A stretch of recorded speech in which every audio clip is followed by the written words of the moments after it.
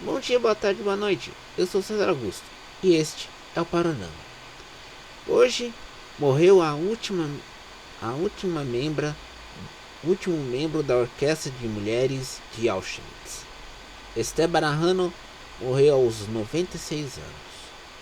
Quando tinha 18 anos, no campo de Auschwitz, na Polônia, onde os nazistas matavam judeus com a questão da seleção final da questão judaica, aprendeu a tocar acordeon por causa de um instinto de sobrevivência, e assim foi.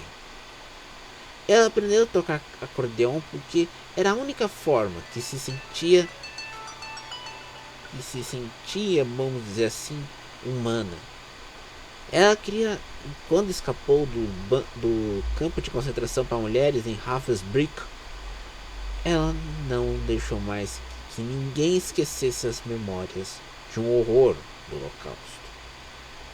Nas últimas semanas, várias pessoas quase de contagem centenária morreram lembrando-se da questão do Holocausto. Mas é uma questão que tem que ser discutida. Enquanto vimos negacionismos e ainda assim pessoas dizendo que não existiu o fato de Auschwitz ter matado mais de 1 milhão de judeus, ciganos, comunistas, prisioneiros de guerra, por causa que nunca viveram aquele momento.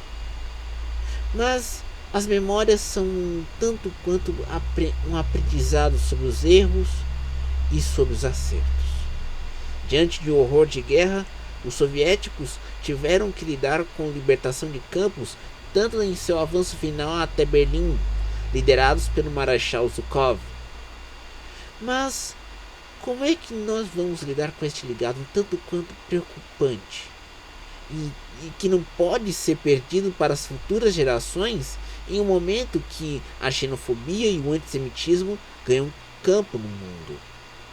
Esther Barahano mostrava isso porque o instinto de sobrevivência dela era tocar acordeon. O acordeon salvou sua vida quando ela viu aquele instrumento sendo mal tocado por um soldado nazista. Mas ela, com aquele instinto de sobrevivência aos 18 anos, viu que era a única solução. Tanto que sua morte hoje foi lembrada na mídia alemã, e uma nota do Ministério das Relações Exteriores da Alemanha, no Twitter do ministro das Relações Exteriores, Heiko Maas. Maas está sendo elogiado na Alemanha por sua postura de defender os direitos humanos em um momento que os direitos humanos são esquecidos. Ele foi duro ao criticar os húngaros por causa da lei anti-LGBT que o governo húngaro aprovou no parlamento, onde proíbe que as crianças tenham educação sexual ou saibam sobre a questão da comunidade gay na Hungria. Então logo, Heiko Maas também é reconhecido por cobrar do Irã sobre a questão dos direitos humanos, ou até mesmo cobrar dos próprios alemães. Nunca vimos isso na história da Alemanha contemporânea, de um ministro das Relações Exteriores ser tão influente tanto no campo externo quanto no campo interno, sendo que Heiko Maas assumiu o cargo apenas há 4 anos atrás, diante de um arranjo entre democratas cristãos e sociais-democratas na Alemanha para permitir um quarto governo de Angela Merkel.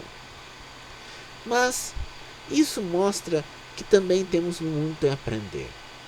O aprendizado com a história nos ensina os erros e os acertos, como eu disse, mas também nos permite a reflexão. Hoje, o Talibã já anunciou que conquistou 85% do território afegão, sendo que as capitais das províncias ainda são as ilhas que não foram invadidas taticamente pela milícia islâmica. O grupo guerrilheiro ainda não quer atacar ainda as milícias por causa de um acordo de paz firmado com os Estados Unidos. Ao mesmo tempo que perde terreno, o governo de Cabul, que é amparado pelas potências ocidentais e até orientais, já pediu que o Talibã voltasse às mesas de negociações para estabelecer o futuro do Afeganistão. Já vimos esse filme antes? Sim, em 1989, quando os soviéticos retiraram-se suas tropas do Afeganistão, após uma intensa campanha de guerrilha feita pelos militantes mujahedins. Os militantes mujahedins foram armados com baterias antiaéreas Stinger, que foram dadas pelo governo americano na estratégia de Ronald Reagan fazer 2 ou 3 Vietnãs para atazanar a vida dos soviéticos, como os soviéticos fizeram na Guerra do Vietnã, dando apoio militar ao Vietnã do Norte, quando os americanos davam apoio militar ao Vietnã do Sul. E quando vemos aquela cena desesperadora, os vietnamitas do Sul em Saigon pedindo para serem resgatados pelos helicópteros da polícia do exército americano após a retirada do staff diplomático e militar de Saigon para navios norte-americanos que estavam no Golfo de Tonkin. Mas isso não é tão duro assim. O Afeganistão é conhecido como ser um cemitério de impérios. Após a derrocada do Império Britânico no século XIX no subcontinente indiano e do Império Soviético nos anos 80, e agora dos Estados Unidos, onde Joe Biden, como dizemos ontem aqui no Periscópio, disse que a guerra do Afeganistão cumpriu seu objetivo em 2011, ao acabar com a Al-Qaeda e matar Osama Bin Laden, que, vamos dizer assim, planejou os ataques de 11 de setembro, o motivo original da guerra do Afeganistão. Mas o governo afegão não conseguiu montar uma força de segurança capaz de defender o país. Ao mesmo tempo, as milícias, os soldados, estão desertando-se para as regiões de fronteira, como aconteceu na quinta-feira com 1.000 soldados afegãos que foram entrar na fronteira com o Tajiquistão. As fronteiras com o Irã e Turcomenistão estão fechadas e controladas pelo Talibã. A questão humanitária é tão grande que até a OMS pediu que para ambos os lados permitissem a entrada de suprimentos médicos e pessoal para ajudar os feridos nas comunidades remotas do país. Ao mesmo tempo que os afegãos estão preocupados sobre seu futuro ou a ausência de uma possibilidade de estudar no exterior, como por exemplo a questão dos tradutores e suas famílias que ajudavam o exército americano, que vão ser incorporados pelo governo Biden como forma de acordo, o mundo está um tanto quanto em êxtase. Não é para menos. Na China, o governo chinês anunciou que qualquer empresa de tecnologia chinesa, as Big Tech chinesas, como aconteceu com o app de caronas Didi Xuxing, terão que pedir autorização ao governo chinês para fazer ofertas públicas de ações na Bolsa de Valores fora da China se atingirem um teto de 1 milhão de assinantes ou de clientes que usem os seus serviços. A China de 89 era a China que, apesar das bicicletas serem maioria em Pequim, foram reprimidas com tanques e um chinês solitário no qual não sabemos seu destino até hoje, passados-se quase 35 anos. A China de hoje está discutindo se os dados dos cidadãos chineses podem ser vendidos para o Ocidente, como acontece com os dados dos clientes ocidentais. Mas a questão de segurança nacional e segurança interna impera em Pequim. As recentes perseguições contra os conglomerados de tecnologia chineses mostram que o Partido Comunista se atentou ao fato que a tecnologia pode ser a sua próxima ameaça a um futuro próximo.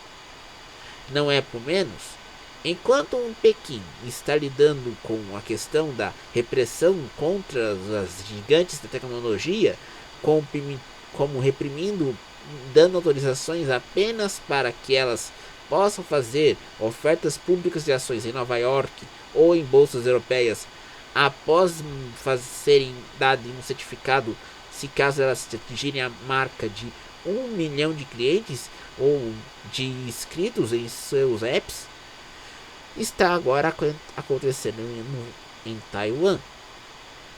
Taiwan era conhecida como a China nacionalista. Só que, até hoje, com a política de uma China do então presidente americano Jimmy Carter, os taiwaneses são apenas reconhecidos como países independentes por 17 nações.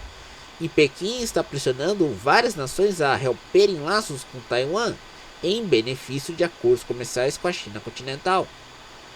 Mas os jovens taiwaneses estão dispostos a lutar por seu país, caso Pequim ouse entrar com um conflito militar, já que Japão e Estados Unidos já anunciaram que irão defender o arquipélago taiwanês em caso de interferência chinesa.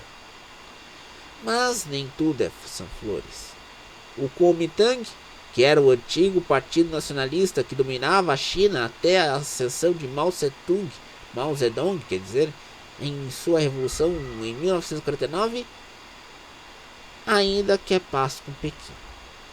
Os chineses e taiwaneses ainda têm relações cordiais, ou por meio das agências de respectivos governos que tratam de assuntos de comum acordo, ou até mesmo por investimentos.